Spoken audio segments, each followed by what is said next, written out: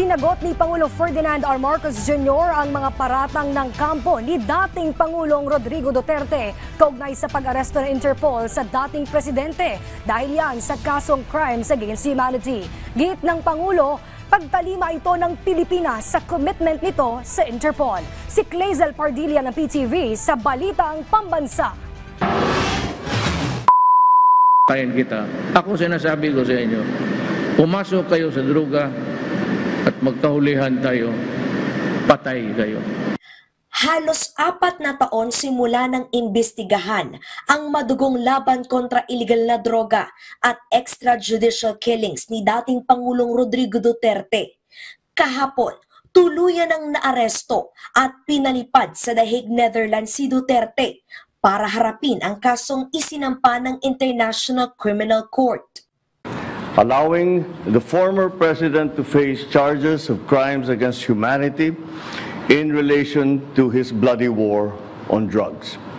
Tuluyan ng kumalas ang Pilipinas sa ICC noong 2019 pero ipinadaan ng hukuman ang arrest warrant sa International Criminal Police Organization o Interpol. Bilang miyembro ng Interpol, may obligasyon at commitment ani ang Pilipinas na dapat gampanan. Hindi natin kinakausap yung ICC. Marami silang hinihingi sa atin ng mga dokumento, wala kaming binigay. Yun lamang, hindi natin mahindian ang Interpol. Pag sinabi sa atin, tulungan nyo kami, kailangan namin kuning itong taong ito. Dahil kung maalala ninyo, lahat ng mga tumakas dito sa Pilipinas, kagaya ni Alice Go, kagaya ni Arnie Tevez, kung sino-sino pa, pati naman yung mga human trafficking sa Myanmar, pati sa mga madadamay. Sinong tumulong sa atin para makita natin yung mga ating kababayan na inaapi at ginagamit sa masamang paraan? Ang Interpol. Kaya naman, dapat naman tayo, pagka sinabi sa atin, tulungan nyo kami sa ganito, tumulong kayo. Kaya naman, ganun ang ginawa natin.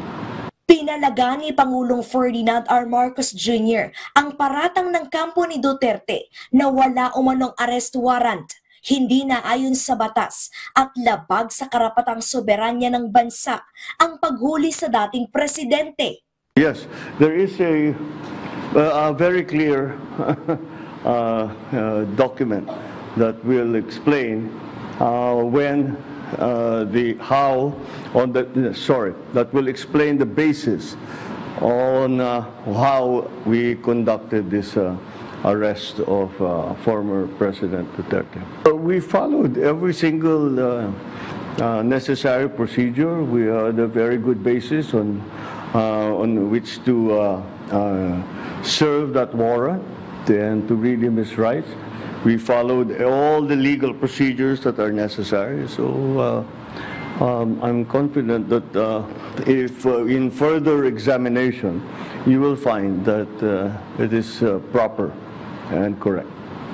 Lalong hindi raw pamumulitika at walang kaugnayan sa presidential elections ang pag-aresto kay Duterte. Politics doesn't enter into it. Bakit? Why that? You know, he's never going to be a candidate for anything. Why go after him? Hindi ba? At saka 2017 pa ito, wala pa ako. Civilian pa ako noon. So this is the evolution of his case, and this is where we end up.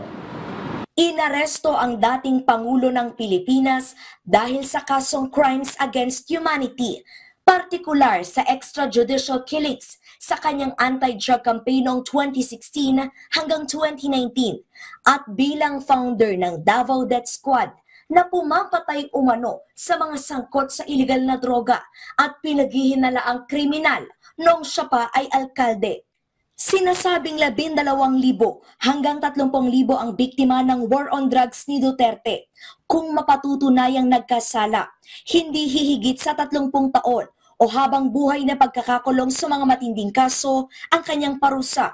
Posible ring pagbayarin ito ng danyo sa mga biktima ng krimen. Mula sa PTV Manila, Clazel Pardilla Balitang Pambansa.